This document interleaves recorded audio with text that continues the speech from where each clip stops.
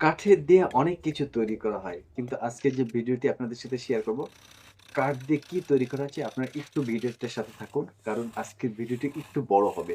১ম এ একটি কাঠ সিলেকশন করা হলো এবং কাঠ সিলেকশনের পর কিন্তু কাঠের সাথে যে খোলসগুলো থাকে সেগুলো ছাড়ানো হচ্ছে এবং এগুলো ছাড়াতে গেলে কিন্তু আসলে পানি দিতে হয়। পানি না দিলে কিন্তু অতি সহজে কিন্তু এই খোলসগুলো ছাড়ানো যায় না। দেখেন, খোলসগুলো ছাড়ানোর পর কাঠের যে আকৃতি সেটাকে একটা শেপে আনা হচ্ছে।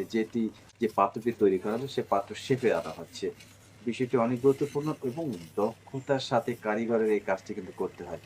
দক্ষ কারিগর ছাড়া এই কাজটি কিন্তু টোটালি সম্ভব না। দেখে নিন মোটামুটি কিন্তু একটা শেপে চলে আসে এবং এখন কিছু বোঝা যাচ্ছে যে এটা কিন্তু একটা কলসি রূপে আকৃতি ধারণ করছে। কাঠের যে কলসি তৈরি করা যায়, এটা কিন্তু আমাদের জানা ছিল না। দেখে নিন, এটি কাঠের কলসি এবং মোটামুটি এটা আ বার্নিশ করা হচ্ছে, ফিনিশিং করা হচ্ছে এবং সর্বশেষ যে বার্নিশের পাশে যে কালো যে রং দেওয়া হয়, বিষয়টা অনেক দারুণ লাগলো এবং ভালো লাগলো যে একটি কাঠ দিয়ে কলসিও তৈরি করা হয়। এগুলো কিন্তু ব্যবহারের যোগ্য নয়। এগুলো আপনি শোপিস হিসাবে ব্যবহার করতে পারবেন।